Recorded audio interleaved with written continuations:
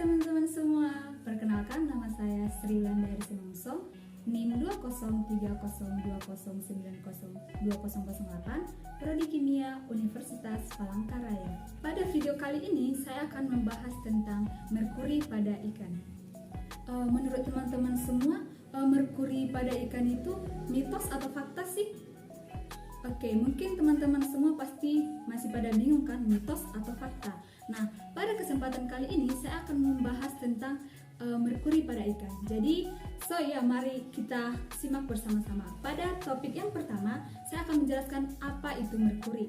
Merkuri atau yang disimbolkan dengan Hg adalah logam berat yang secara alami terdapat di tanah, udara, air, dan juga makanan loh. Organisasi Kesehatan Dunia mengatakan bahwa merkuri sebagai salah satu zat yang dapat menimbulkan gangguan kesehatan.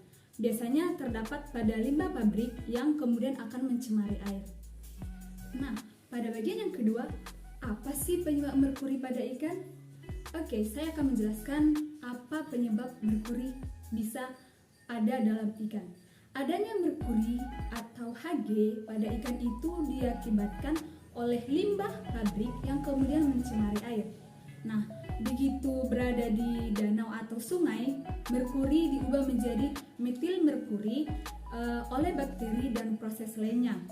Ikan menyerap metil merkuri dari makanannya dan dari air saat melewati insangnya.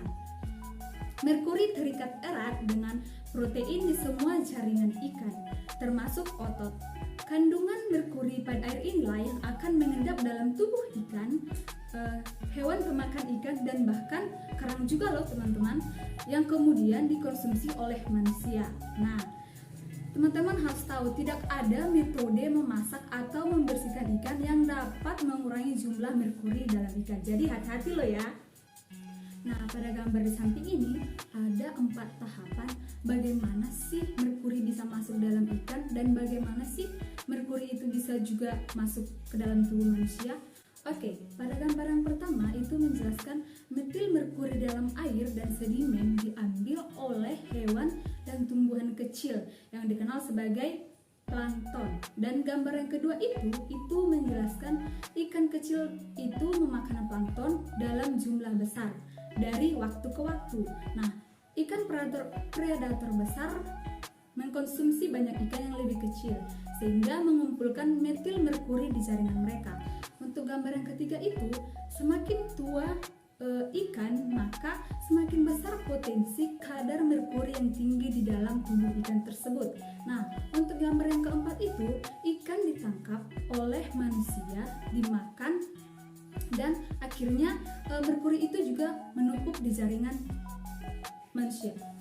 Nah, pada gambar di samping ini menunjukkan tingkatan merkuri pada ikan mulai dari ikan mengandung merkuri paling rendah hingga ikan mengandung merkuri paling tinggi. Nah, pada bagian ketiga ini, ikan yang mengandung merkuri itu ciri-cirinya seperti apa sih? Teman-teman cukup ingat hanya satu ciri-ciri ikan yang mengandung merkuri. Itu biasanya berbau asam.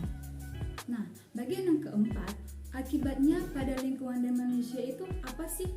Oke, penyebab bagi lingkungan itu, merkuri dapat terakumulasi di lingkungan dan meracuni hewan, tumbuhan, dan mikroorganisme. Dan untuk manusia maka akan mengalami gangguan seperti yang pertama otot melemah, kedua gangguan saraf, ketiga kesemutan, keempat mati rasa, kelima sulit atau tidak bisa berjalan, keenam tidak bisa mendengar, ketujuh tidak bisa berbicara, yang ke-8 itu gangguan koordinasi tubuh, yang ke-9 tubuh gemetaran atau bisa disebut tremor, yang ke-10 itu kerusakan paru-paru, dan yang ke-11 hambatan tumbuh kembang. Ini biasanya terjadi pada bayi. Yang ke-12 itu ada gangguan penglihatan, dan bahkan yang ke-13 ini yang sangat parahnya yaitu kematian. Nah, untuk topik yang kelima atau topik terakhir pada video kali ini, bagaimana sih cara mencegah risiko bahaya merkuri pada manusia? Itu mudah saja teman-teman. Yang pertama itu, batasi jumlah konsumsi ikan dan kerang laut. Yang kedua, pilih jenis ikan yang tepat. Mungkin teman-teman bisa memilih ikan yang mengandung merkuri yang lebih rendah.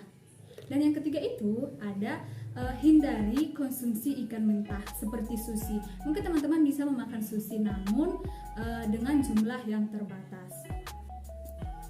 Mungkin sekian informasi yang saya berikan pada video ini. Sekian dan terima kasih. Bye bye.